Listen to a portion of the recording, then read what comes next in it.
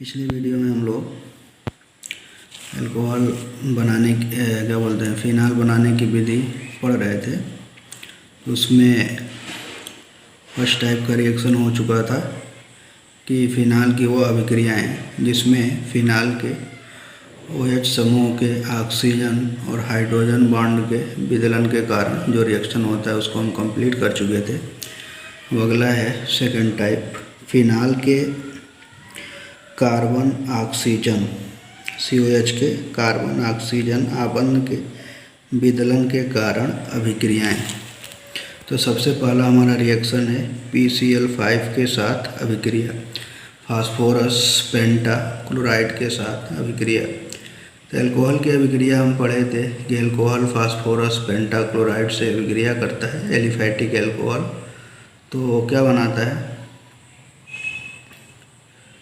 Halo alkane plus POCl3 मतलब फास्फोरिल chloride या phosphorus oxy chloride और HCl।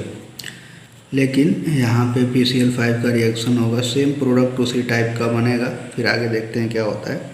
ये फिनाल PCl5 से क्रिया करेगा, OH की जगह पर Cl आ गया, chlorobenzene plus POCl3 plus HCl। लेकिन ये हमारा जो क्लोरोबेंजीन होगा फिनाल के केस में मेन प्रोडक्ट नहीं होगा। तो फिर मेन प्रोडक्ट क्या होगा इसके बारे में देखते हैं। फास्फोरस ऑक्सी क्लोराइड POCl3 या फास्फोरिल क्लोराइड भी बोलते हैं इसको, फिनाल के आधिक्य के साथ अभिक्रिया करके ट्राइफेनिल फास्फेट मुख्य उत्पाद के रूप में बनाता है।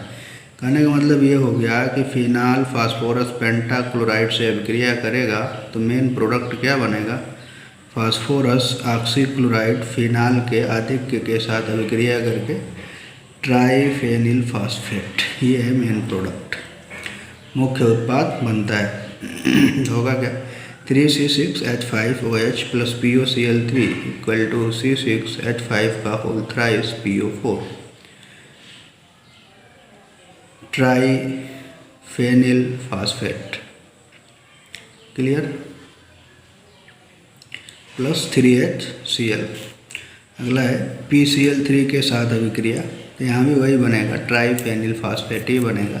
जबकि वहाँ पे क्या बन रहा था, अल्कोहल जब फिनाल से फास्फोरस ट्राइक्लोराइड से अभिक्रिया कर रहा था तो उस केस में बन रहा था मतलब कि haloalkane plus phosphorus acid H3PO3। लेकिन यहाँ पे क्या होगा, जब फिनाल PCl3 से अभिक्रिया करेगा तो फिर वही मेन प्रोडक्ट मिलेगा, ट्राइफेनिल फास्फाइट। थोड़ा सा अंतर है, PCl5 रिएक्शन करेगा तो बनेगा ट्राइफेनिल फास्फेट, C6H5 का होल थ्राइस PO4 किस केस में, PCl5 वाले में। लेकिन PCl3 वाले में क्या बनेगा, C6H5 का होल थ्राइस PO3, इसमें PO4 फास्फाइट। क्लियर, याद रखिएगा, कन्फ्यूजन होता है, उल्टा सीधा लिख के आते हैं एग्जाम में, तो इसको क्लियर ध्यान से देख के समझ लीजिएगा, पढ़ लीजिएगा। कहने का मतलब PCl3 है तो 3 वाला, अब PCl4 है, PCl5 है तो 4 वाला। ठीक है, फास्फाइट। फास्फोरस पेंटा सल्फाइड से अभिक्रिया, कुछ करना ही नहीं, अदला बदली होगा यहाँ पे। ये फिनाल है C6H5OH प्लस P2S5 फास्फोरस पेंटा ऑक्साइड, फार्मूला P2O5। ऑक्सीजन और सल्फर एक ही फैमिली के, एक ही ग्रुप के एलिमेंट हैं, इसलिए सल्फर की जगह पर क्या ऑक्सीजन लिखो या सल्फर लिखो, प्रोडक्ट सेम, फास्फोरस पेंटा फास्फाइट, फास्फोरस पेंटा सल्फाइड, यस है ना, फास्फोरस पेंटा सल्फाइड के साथ अभिक्रिया होगा 5C6H5OH प्लस P2S5, हीट करेंगे, अदला बदली, जहाँ सल्फर है वहाँ पे ऑक्सीजन आ जाएगा, 5C6H5SH प्लस P2O5। ठीक है, जिंक के साथ अभिक्रिया इंपॉर्टेंट रिएक्शन है, एकदम याद कर लीजिएगा। मैक्सिमम हमने सब रिएक्शन कवर कर दिया इसमें, लेकिन जो इम्पॉर्टेंट रिएक्शन है आपके पास NCERT की बुक है तो उस बुक से देख लीजिएगा कौन कौन से रिएक्शन हमारे NCERT में दिए हुए हैं। तो सबसे पहले उसी रिएक्शन पर आप फोकस करिएगा और उसी रिएक्शन को फोकस करके उसी को तैयार कीजिएगा। तो ये बहुत ही इंपॉर्टेंट रिएक्शन है, हर साल पूछता है। फिनाल को तप्त जिंक चूर्ण के साथ अभिक्रित कराने पर बेंजीन प्राप्त होती है। जिंक के साथ हार्ट होगा, गर्म होगा, जिंक रिएक्शन करेगा फिनाल के साथ, होगा कुछ नहीं, ये ऑक्सीजन इस जिंक के साथ आ जाएगा, बेंजीन मिलेगा हमको। तो कैसे प्राप्त करेंगे? फिनाल से बेंजीन, बहुत ही आसान और इजी रिएक्शन है, तो याद कर लीजिएगा। फिनाल प्लस जिंक गर्म करेंगे, बेंजीन प्लस जिंक ऑक्साइड, ठीक है। ये भी रिएक्शन इंपॉर्टेंट है। कैसे प्राप्त करेंगे? फिनाल से एनिलीन। तो फिनाल व अमोनिया के मिश्रण को निर्जल जिंक क्लोराइड के साथ गर्म करने पर एनिलीन बनती है। ये भी रिएक्शन पिछले साल आया था किसी न किसी पेपर में। तो ये हो गया हमारा फिनाल प्लस NH3, NH2 हो जाएगा, NH2 जाके यहाँ पे जुड़ेगा, वाटर बाहर हो जाएगा। निर्जल जिंक क्लोराइड की उपस्थिति में 573 केल्विन पर अमोनिया से फिनाल अभिक्रिया करके एनिलीन बनाता है। फार्मूला याद होगा तो रिएक्शन लिखना आसान होगा। तो बोले लैंग्वेज तैयार रखिए। रिएक्शन मेन इंपॉर्टेंट हमारा रिएक्शन ही, लैंग्वेज से कोई खास मतलब नहीं है, रिएक्शन हमारा बिल्कुल सही होना चाहिए, ठीक है। अगला है बचरर अभिक्रिया। एक रिएक्शन होता है, इसमें भी फिनाल से एनिलीन ही बनता है, लेकिन होता क्या है ना, या अमोनिया की जगह पर हम यूज करते हैं सोडियम बाई सल्फाइड अमोनिया या अमोनियम सल्फेट और अमोनिया का मिश्रण यूज करते हैं। इनमें से अगर इन दोनों में से कोई एक यूज हो गया, टेम्परेचर इतना है तो एनिलीन बन रहा है, इस अभिक्रिया को हम क्या कहते हैं? बचरर अभिक्रिया। देख लेंगे एक बार और ध्यान से। बचरर में भी एनिलीन ही बनता है, फिनाल से एनिलीन। किस अभिक्रिया द्वारा? बचरर अभिक्रिया द्वारा। इसमें यूज क्या करते हैं? अमोनिया सिर्फ यूज नहीं होता है, बल्कि अमोनियम बाईसल्फाइड,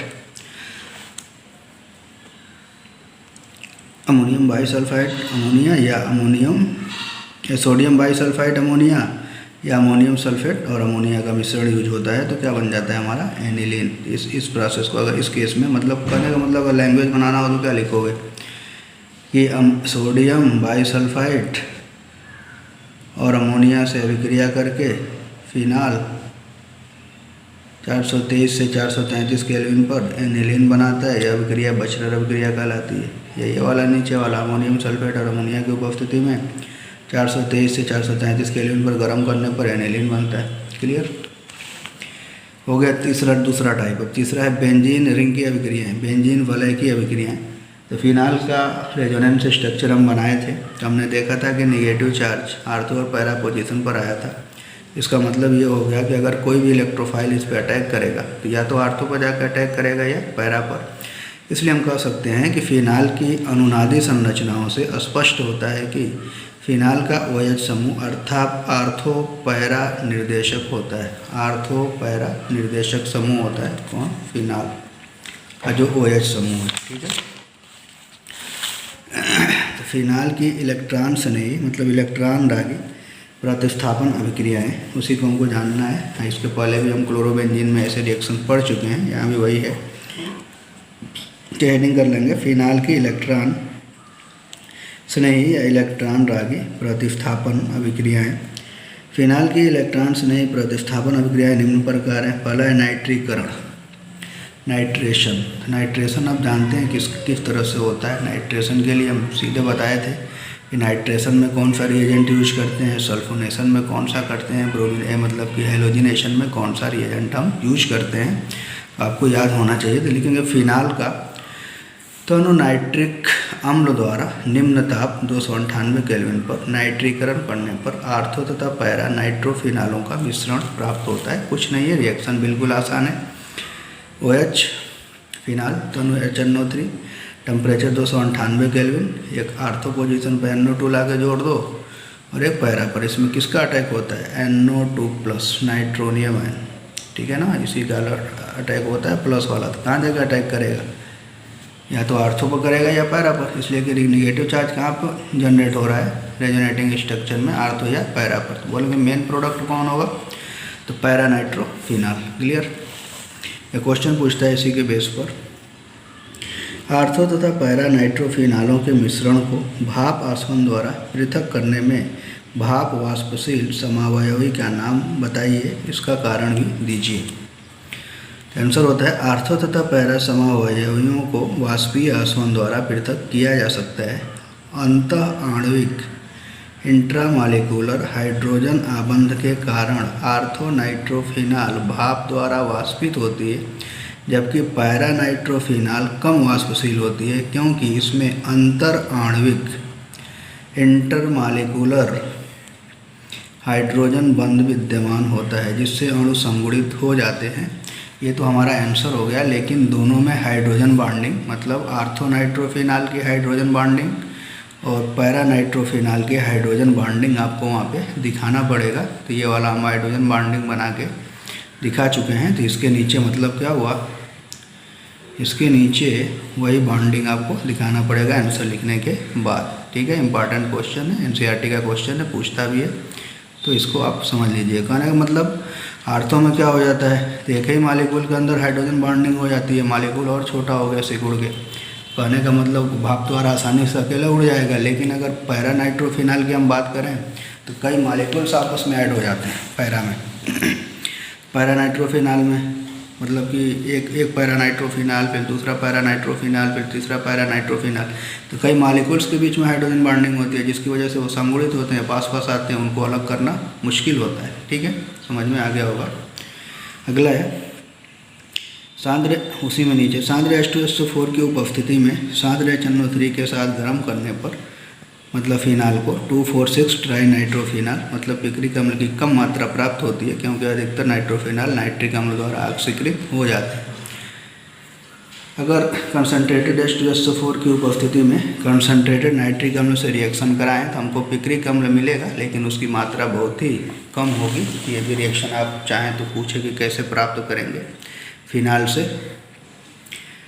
पिक्रिक एसिड, तो ये आप रिएक्शन लिख सकते हो। फिनाल प्लस 3HNO3, ये कंसनट्रेट होगा ये भी, इसकी उपस्थिति में सांद्र H2SO4 की उपस्थिति में 1 2 3 4 2 4 6 ट्राई नाइट्रो फिनाल, इसी का नाम क्या होता है, पिक्रिक एसिड। बहुत कम मात्रा में प्राप्त होता है। अगर ज़्यादा मात्रा में प्राप्त करना हो पिक्रिक अम्ल, तब क्या करेंगे, इसी रिएक्शन को 2 स्टेप में कराएंगे। अतः पिक्रिक अम्ल को निम्न अभिक्रिया के अनुसार प्राप्त करते हैं। उससे तो कम मात्रा में प्राप्त होता है, इसलिए उसको अगर ज़्यादा मात्रा में प्राप्त करना हो तो ये अभिक्रिया हम यूज करते हैं। सबसे पहले क्या करते हैं ना, इसका सल्फोनेशन कराते हैं।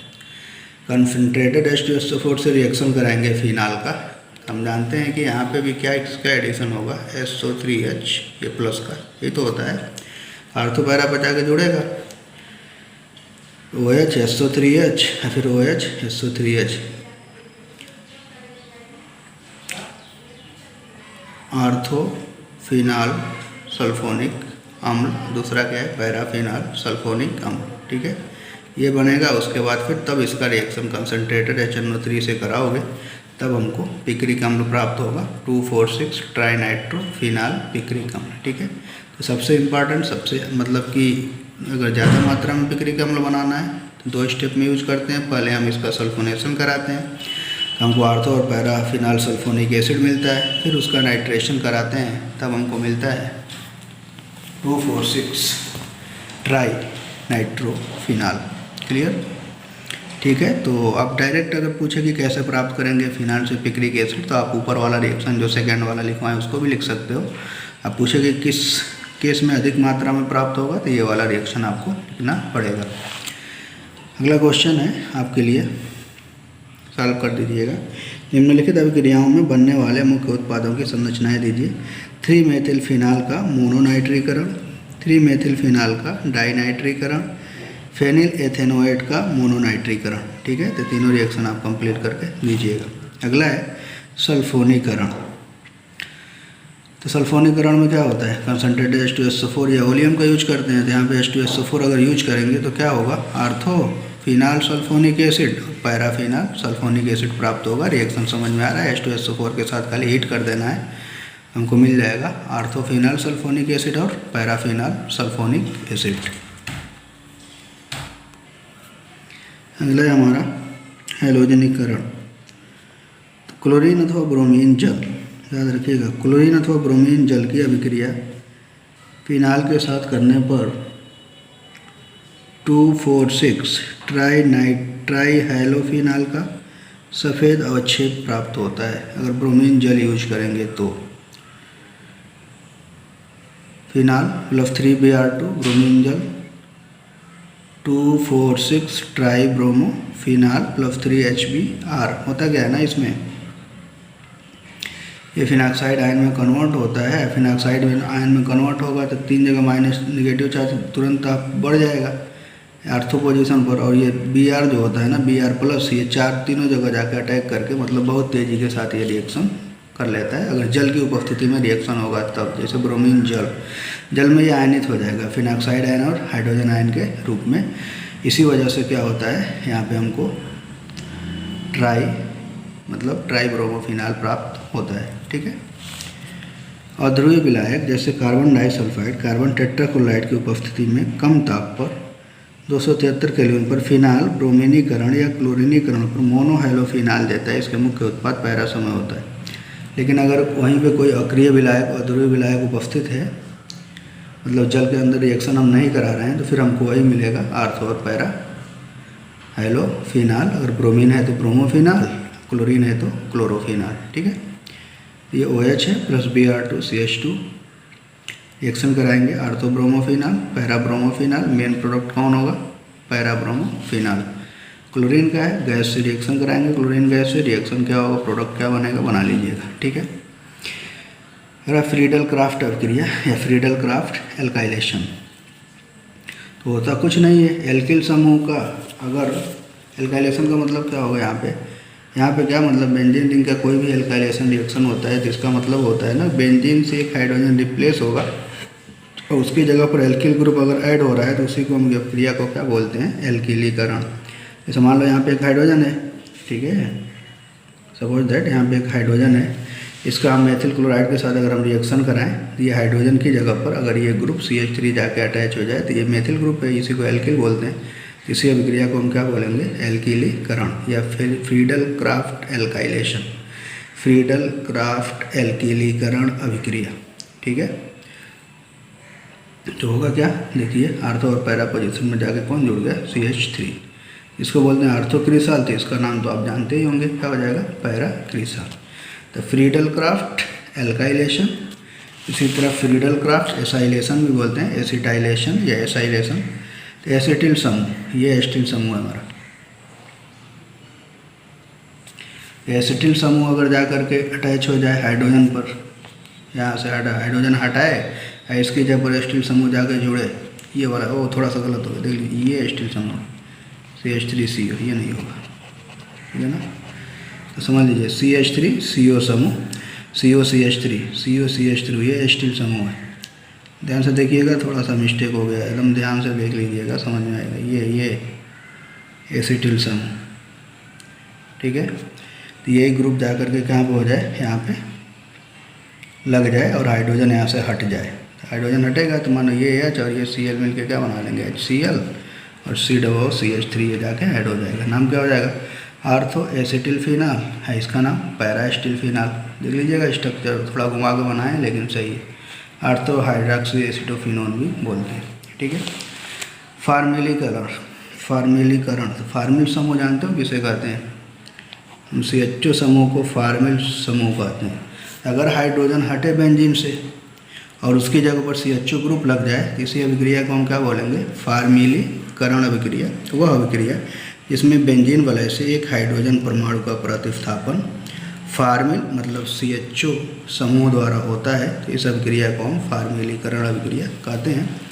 इसी के बेस पर हमारा रायमंड टीमन अभिक्रिया।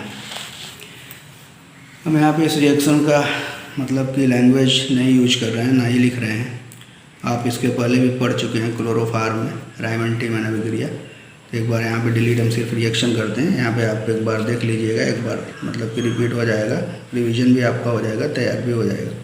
तो phenol chloroform CHCl3 2NaOH reaction करेगा 340 केल्विन पर, NaCl और 2H2 ये दोनों बनेगा, और साथ में हमको क्या मिलेगा, CH2Cl। ठीक है। अब इसके बाद से क्या होता है, अब ये CH2Cl और ONa, देखो ये NaOH की वजह से ये कन्वर्ट हो जाएगा ONa में, ONa हो गया CH2Cl। उसके बाद से फिर 2NaOH का यूज करेंगे तो फिर 2NaCl बाहर होगा हमारा, ONa तो ऐसे ही होगा, लेकिन ये क्लोरीन हटेगा और इसकी जगह पर ये गलत है, CH2Cl2 होगा। ठीक है।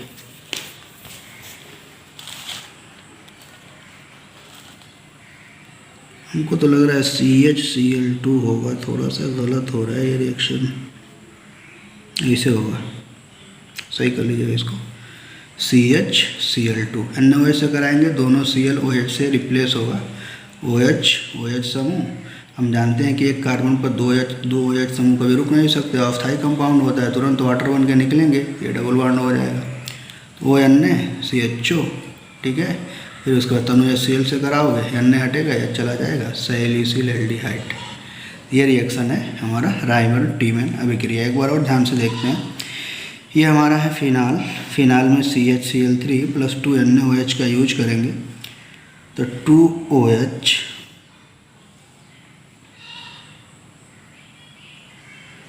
और ये हमारा CHCl3, एक H यहाँ से निकलेगा,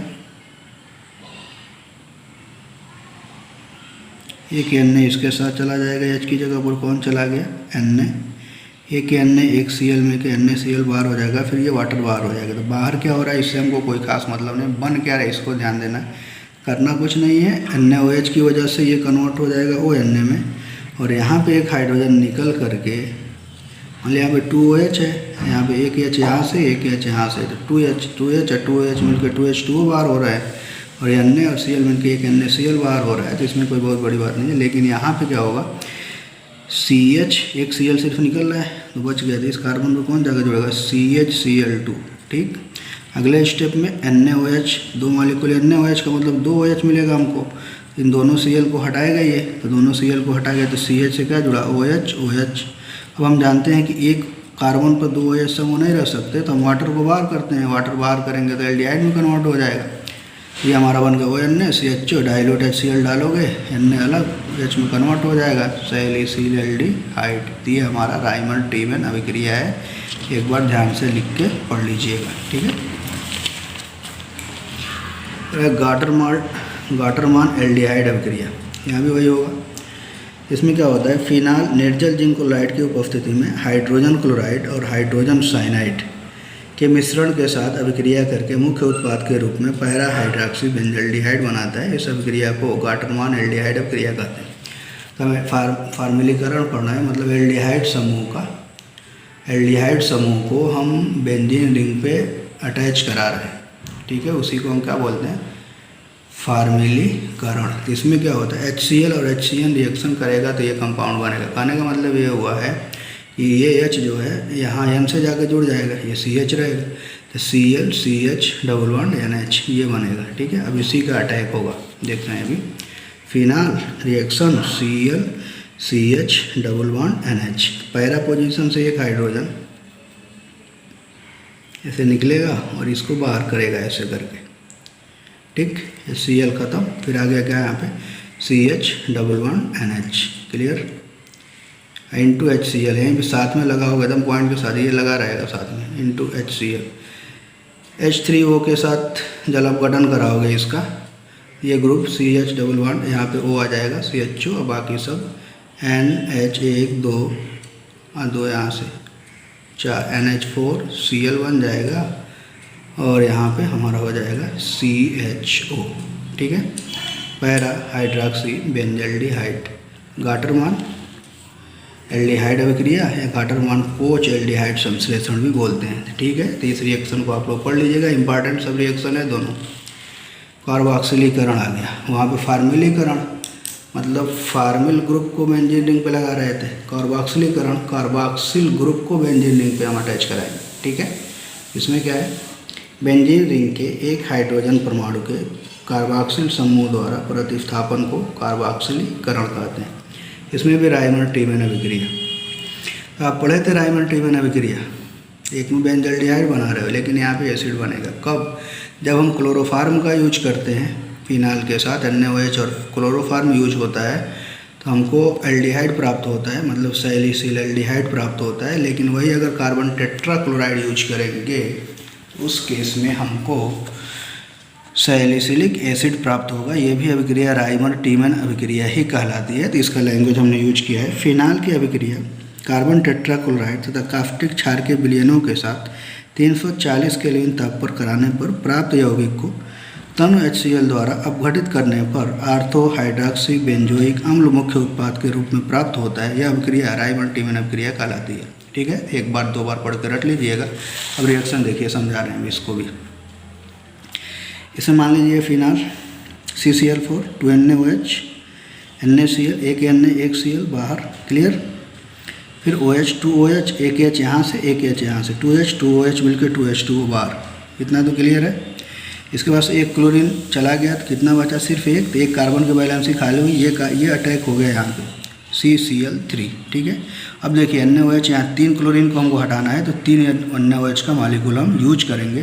जब यूज करेंगे 3 OH तो 3 OH कार्बन पे लग गया, 1 2 3, मतलब तीनों क्लोरीन रिप्लेस हो गए तीनों किससे, OH समूह से, ठीक है। अब यहाँ पे क्या होगा, एक कार्बन पे 2 OH लग नहीं सकते तो वाटर में ग्रुप में निकलेगा ये, जैसे ही निकलेगा तो C डबल बॉन्ड O बनेगा, C double bond O OH, C double bond O OH। क्या मतलब है इसका, एसिड समूह। यहाँ पे H2O बाहर हुआ तो क्या बना, ONaCO-OH, Na है, डाइल्यूट HCl, Na हटेगा, OH COOH, क्या बना, para hydroxy benzoic acid plus NaCl। एक बार बैठ के ध्यान से लिखेंगे, एक बार लिखेंगे, रिएक्शन बिल्कुल तैयार हो जाएगा, याद हो जाएगा। तो कार्बन टेट्राक्लोराइड अगर यूज करेंगे तो पैरा हाइड्रोक्सी बेंजोइक एसिड बनेगा।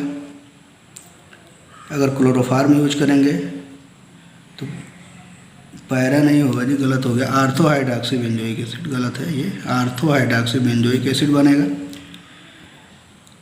और अगर क्लोरोफार्म यूज करेंगे तो आर्थो हाइड्रोक्सी बेंजल्डिहाइड प्राप्त होगा, ठीक है। दोनों अभिक्रिया क्या कहलाता है हमारा, राइमर टीमैन अभिक्रिया। अगला है कोल्बे श्मिट अभिक्रिया या कोल्बे अभिक्रिया। इसमें क्या होता है, इंपॉर्टेंट ये भी रिएक्शन है, नेम रिएक्शन बहुत इंपॉर्टेंट है। जब फिनाल के सोडियम लवण को कार्बन डाइऑक्साइड के साथ 400 केल्विन तथा 4 से 8 वायुमंडलीय दाब पर, ये याद करिएगा, टेम्परेचर एंड प्रेशर जरूर कार्बन डाइऑक्साइड से रिएक्शन करेंगे। ऑटोक्लेव में गर्म किया जाता है तो माध्यमिक यौगिक के रूप में फेनिल सोडियम कार्बोनेट प्राप्त होता है, जो पुनर्विन्यासित होकर सोडियम सैलिसिलेट बनाता है, जिसका अम्लीय जल अपघटन कराने पर सैलिसिलिक अम्ल बनता है। यह अभिक्रिया कोल्बे श्मिट अभिक्रिया कहलाती है। बहुत ही इंपॉर्टेंट रिएक्शन, नेम रिएक्शन पूछता है डायरेक्ट, कमेंट पूछेगा, लैंग्वेज भी लिखना पड़ेगा, रिएक्शन भी लिखना पड़ेगा। लैंग्वेज तैयार रखिएगा। जब फिनाल को सोडियम लवण को, फिनाल के सोडियम लवण को, तो फिनाल का सोडियम लवण प्राप्त करने के लिए क्या करते हैं, फिनाल का रिएक्शन NaOH से करा देंगे। कार्बन डाइऑक्साइड के साथ 400 केल्विन तथा 4 से 8 वायुमंडलीय दाब पर ऑटोक्लेव में गर्म किया जाता है तो माध्यमिक यौगिक के रूप में फेनिल सोडियम कार्बोनेट प्राप्त होता है, जो पुनर्विन्यासित होकर सोडियम सैलिसिलेट बनाता है, जिसका अम्लीय जल अपघटन कराने पर सैलिसिलिक अम्ल बनता है। यह अभिक्रिया कोल्बे श्मिट अभिक्रिया कहलाती है। ये हमारा रिएक्शन है। ON फिनाल का सोडियम साल्ट कार्बन डाइऑक्साइड से रिएक्शन कराओगे, OCOO सब इसी में आकर जुड़ गया, CO2 इसी में जाकर जुड़ गया। हम लिखने का तरीका सीखिएगा, करना कुछ नहीं है, कैसे कैसे हम बना रहे रिएक्शन, सिर्फ रटना है। मैकेनिज्म आपके सिलेबस में नहीं है, सिर्फ रिएक्शन पूछेगा, इसलिए रिएक्शन को याद करने का तरीका लिख लिख के कैसे याद करेंगे, याद करना सीख लीजिए। होता क्या है, CO2 का मतलब COO होता है, इसी में घुस गया जाके, OCOONA, ठीक है, इसी का नाम होगा sodium carbonate, phenyl sodium carbonate,